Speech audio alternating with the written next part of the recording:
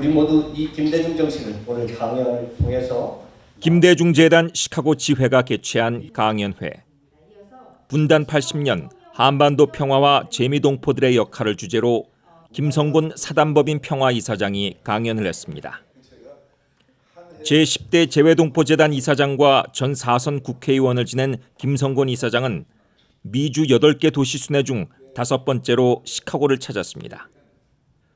분단 80년의 역사를 분석해 설명한 김 이사장은 한반도와 세계의 평화를 위해 상극이 아닌 상생을 추구하고 홍익인간의 정신을 실천하자고 강조했습니다. 그러니까 우리 한반도 통일은 우리 한민족 간의 화해를 낳는 일뿐만이 아니고 한반도 통일을 위해서 한반도를 둘러싼 강대국 간의 화해도 같이 만들 수 있다. 그리고 그런 역할을 우리가 해야 된다. 그러니까 여러분은 한반도 평화에 가장 큰 피를 주고 있는 미국의 정치권 움직이는 그런 파워입니다. 다음은 뉴스 매거진이 김 이사장을 인터뷰한 내용으로 강연의 핵심 내용이 상당 부분 포함되어 있습니다.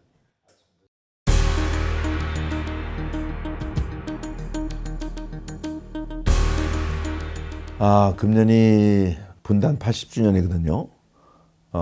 작년이 김대중 대통령 탄신 100주년을 맞아서 그 김대중 재단 본부에서 김대중 대통령의 이 평화의 사상을 동포 사회도 앞으로 좀 알리자 해서 미주의 10개 도시에 그 지부를 만들었습니다. 그래서 이제 그 연장선상에서 분단 80년을 우리가 맞이하면서 이제 사실 분단 100년이 얼마 남지 않았는데 재외동포, 특히 재미동포가 이 평화 통일에 어떤 역할을 해야 될 것인가 라는 제목으로 제가 강연도 하고 또 사람들과 만나서 네트워크도 맺고 그래서 그런 목적으로 이번에 오게 됐습니다. 네, LA부터 시작을 해왔고요. 워싱턴 DC까지 모두 8개의 도시네요. 네, 그래서 시카고가 지금 6번째입니다.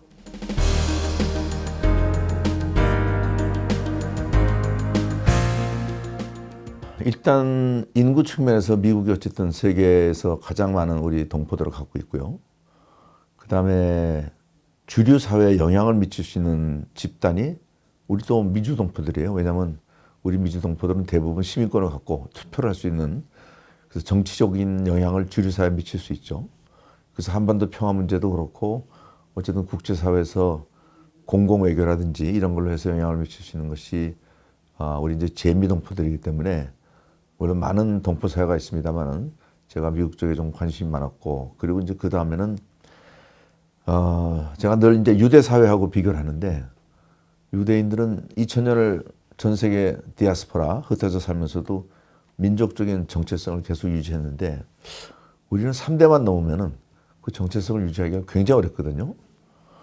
뭐 오늘 낮에도 얘기했습니다만 과연 앞으로 몇십 년 지나면 누가 한인회를 이끌 것인가.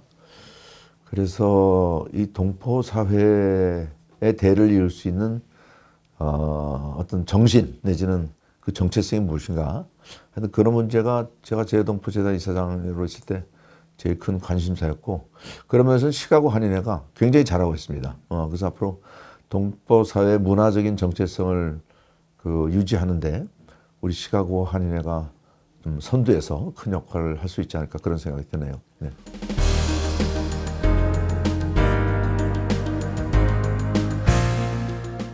뭐 좋은 인상이라는 게 돈 많이 보태줬다는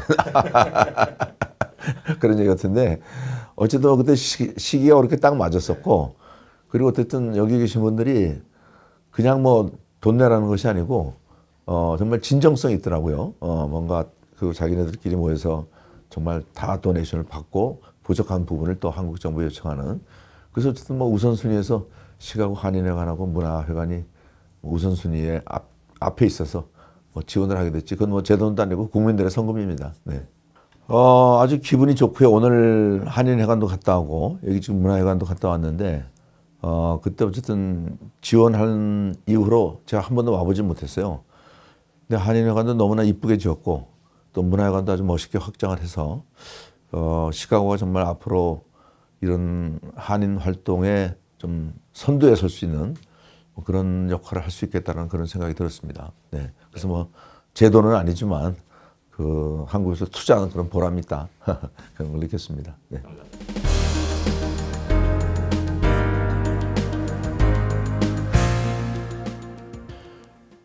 지금 북한이 작년에 남한과 북한과의 관계를 적대적 이국가론으로 규정을 해버렸어요. 뭐 헌법까지 바꿨으니까요. 그리고 남쪽하고는 같은 민족도 아니고 이제 어떤 대화도 하지 않겠다. 통일 얘기하지 말아라.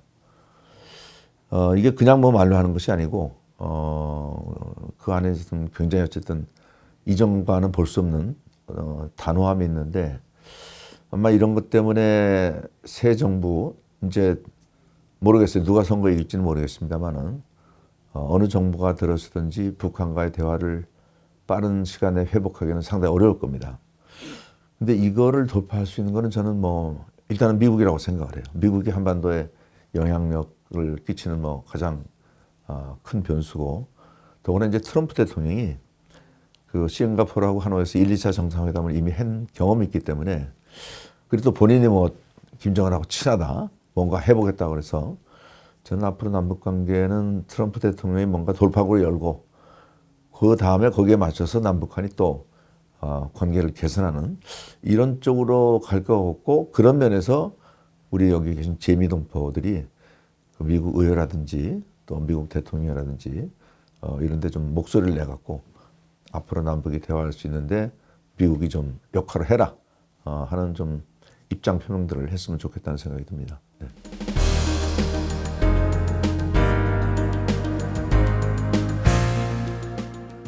사실 이제 재동포 재단에서 재동포 청이 된 거는 동포들에게 보다 나은 서비스를 하겠다는 게 취지였었거든요. 근데 좀 뭐라 그럴까 준비하는 시간이 짧아서 그런지 아직까지는 동포들이 도대체 청을 왜 만들었느냐 하는 그런 이제 불평들이 나오고 있습니다. 거기는 뭐 예산 문제도 있고 여러 가지가 있죠. 그래서 일단은 저희들은 뭐 제가 이제 또 민주당 쪽에도 있고 근데 이건 뭐 누가 집권을 해도 마찬가지입니다만 동포들에 대한 어쨌든 대민 서비스가 정말 서번트십 공무원이 국민들한테 공복이라는 그런 입장에서 그 동포들을 관리의 대상으로 보지 말고 어떤 봉사의 대상으로 보는 그런 자세가 있어야 되고 그다음에 이제 예산도 뭐 정말 재단하고 청은 또 좀 급이 다르기 때문에 예산도 좀 확보를 해야 되겠고 그리고 아까 얘기한 대로 이 동포들의 정체성 교육을 위해서 첫째가 이 차세대 교육을 어떻게 할 건가 그리고 또 지금 교육문화센터를 지으려고 해도 아직 지금 짓지 못하고 있습니다. 그걸 완공하는 문제 그다음에 이제 뭐 한글학교 지원은 뭐 전에도 했었죠.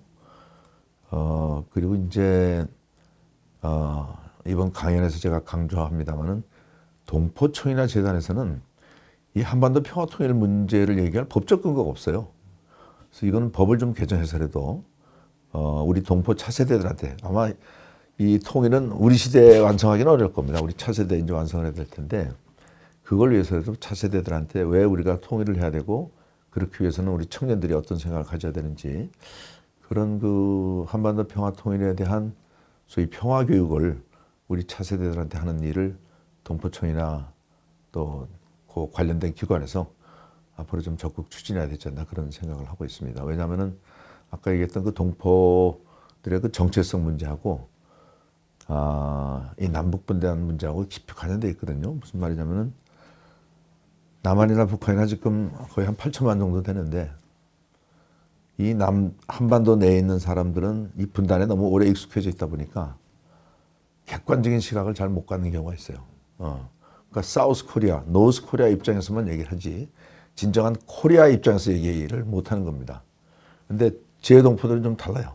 좀 한 발 떨어져서 제3의 입장에서 진짜 사우스도 노스도 극복한 정말 온전한 그런 코리아 입장에서 역사를 얘기하고 또 앞으로 우리가 취해야 될 가치를 얘기하고 그런 입장이 있기 때문에 앞으로 좀 그런 쪽에 우리가 좀 더 관심을 갖고 좀 프로그램을 만들어야 되는 것이 아닌가 그런 생각을 합니다. 네.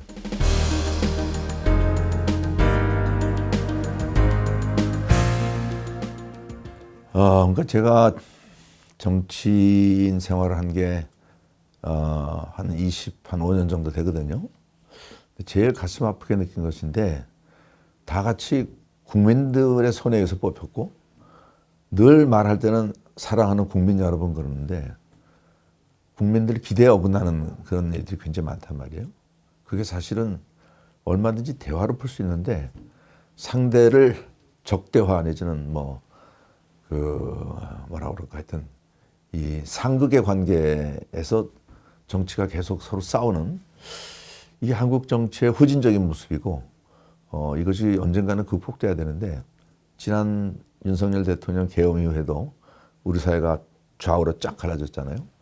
근데 이게 그냥 생긴 것이 아니고 80년 전에 해방 이후에 지금까지 남북 분단의 문제 때문에 생겼다라고 저는 진단합니다. 그래서 남남 갈등과 남북 갈등이 서로 동전의 앞뒤 관계처럼 이게 깊이 관련돼 있어서 남북 갈등 문제를 해결하지 않으면 남남 갈등 문제도 해결이 안 되고 반대로 남남 갈등이 지속되는 한 남북 갈등 문제도 해결하기 어렵다. 그래서 이 두 개를 같이 풀어야 되는데 제가 오늘 강연도 그런 주제로 해서 우리가 이 문제를 어떻게 같이 해소할 것인가 하는 게 오늘 강연의 요지이기도 하죠. 그렇습니다. 네.